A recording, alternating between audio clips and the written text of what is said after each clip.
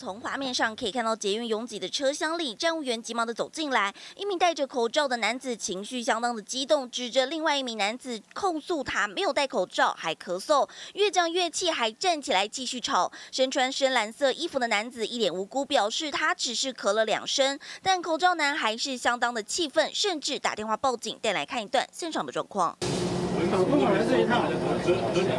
咳2下而已吗？先下车啊。还先拍照当记一下。